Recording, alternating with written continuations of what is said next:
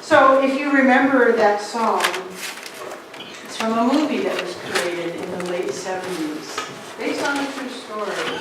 The movie was called Norma Ray. When you remember the story. If you haven't seen the movie Norma Ray, well, it's got a beautiful actress in it, Sally Field. So to me, she's one of the greats. You go see it just because she's in it. But the story itself is about a warrior. She's a warrior in a way. It's taking place in North Carolina in a textile factory. And a lot of Norma Ray's family are sick because they're in this environment that's not healthy for them. And it's in an environment where people are breathing in the fibers from these textiles, and nobody really wants to change anything. Nobody gives a darn. It's just kind of the way it is. And next thing you know, in the movie, these union guys come into the story. And Norma Ray gets on board, and she starts fighting to get this factory unionized. And in the story, we see this one woman's passion, but we also see resistance. And that resistance is born out of fear. The people who have been in that factory much longer than her, the older people especially, you can see they don't want to rock this boat because what if they lose their job? It's a very real fear. But Norma sees the potential. She sees how it could be better for them if they were to get unionized. And there's one scene that really stands out. When she's getting a lot of backlash, I can imagine that she just gets all this courage up inside of her, and she has a sign that says union. And she stands up on her work table and she holds it up. And she turns to the whole factory slowly. And she's standing there. Can you imagine? I'd be shaking like crazy if I knew that this whole factory full of people was kind of afraid. But her resolve and her conviction as she stood there, one by one, people started to shut down machines.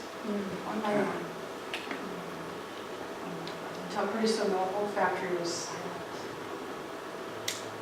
That was their way of saying to her, we're going to join you. Even the ones who later were kind of afraid, she finally, in her conviction, got enough people to say, yeah, turn off their machines.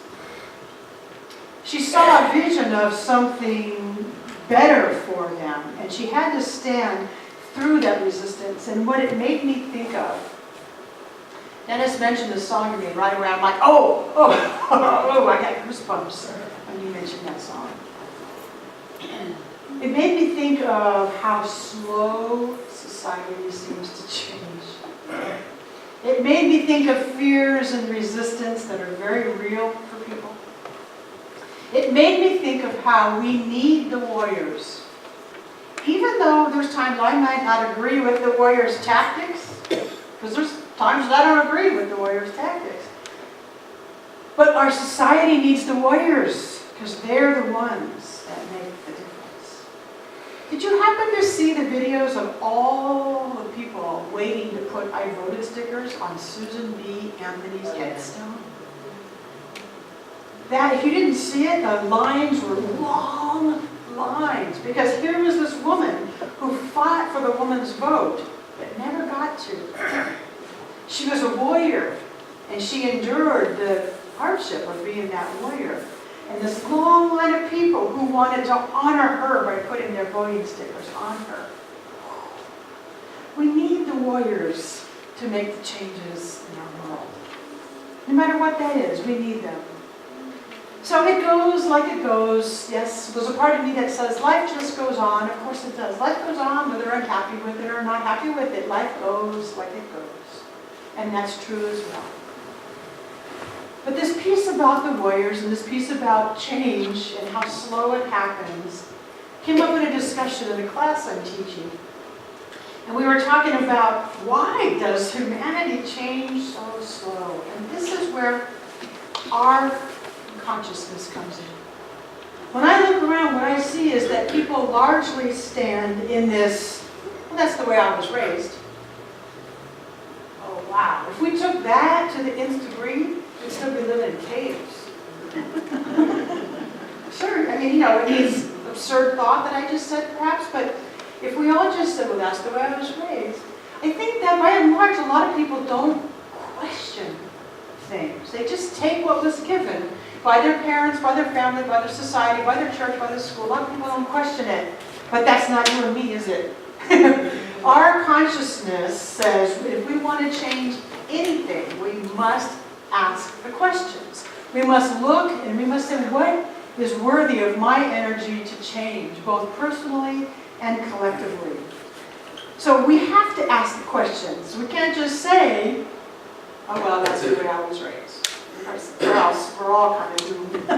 Luckily, I don't believe we're doomed because we have thousands, millions of people like you and I who do ask the questions. So today's question, what's in it for me, is really a play on words. Okay? Because a lot of times we hear what's in it for me in a very ego quest kind of way, right? Somebody asks you to do something, you say, well, what's in it for me?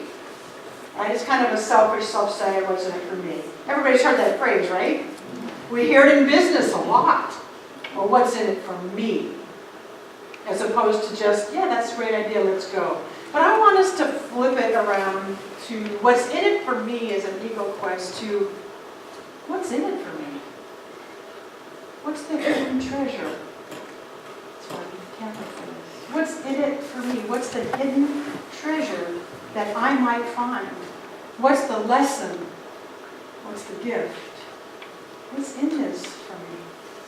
Whether we're talking individual or collective, every single one of us runs into challenges in our life. Every single one of us has times where applying this philosophy is a piece of cake. Every single one of us has times where applying this philosophy is, wow, challenging. We all do. We're not alone in that. That's a really, really, really good thing that we're not alone in that. I can't tell you how grateful I am to have you in my life. That we ask the questions together. We ask together, what's the lesson? What's the gift? That the times when one of us is struggling and challenged to use this philosophy, that we support that person and we rush in and help. I mean, rush in isn't the right idea, but you get, that we come around, we support that person. And when you're the one who says, yeah, I can apply this really easy today, make sure you're there for somebody. We all have the times where we can apply it easy and the times that we can apply it not so easy. Individually, I'll come back to that in a minute because that is the crux. Collectively, I need to address it because I know there's a lot of people who feel it. Collectively, there's a lot of people who are very wounded and grieving and very upset. Not about who won the presidency, but about the meaning behind it. As I chat with people, it's not about bad sportsmanship. It's about the meaning. It's about all the isms. And there's a lot of people who are collectively upset. And so as a nation, I hope that we all ask, what's in it for us? What are the lessons that we are to learn here? Because staying pissed off isn't going to help. It's not. So if we all together ask, what's in this for all of us, we're going to make a difference. Now, I'm not saying you have to be there today in that mindset, but hold it in the back of your head somewhere. Now let me come back to the individual, because that is where our most powerful work is. That is where we have the most say-so. To keep asking, what's in this for me? What's the lesson? What's the hidden treasure? What's the gift that I am to find in anything that's going on with me? So do we have the clicker for the PowerPoint? I have one slide that asks the question.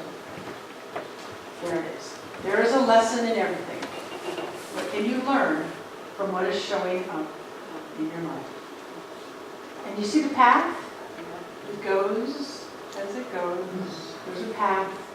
And we don't know at the end of the pathway, we don't know where it's going.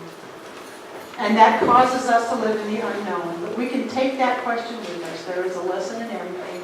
What can you learn from what is showing up in your life, your individual life, to always be asking it? Asking this question, we can take it away, is very necessary for our spiritual practice. It is a very necessary thing we must do.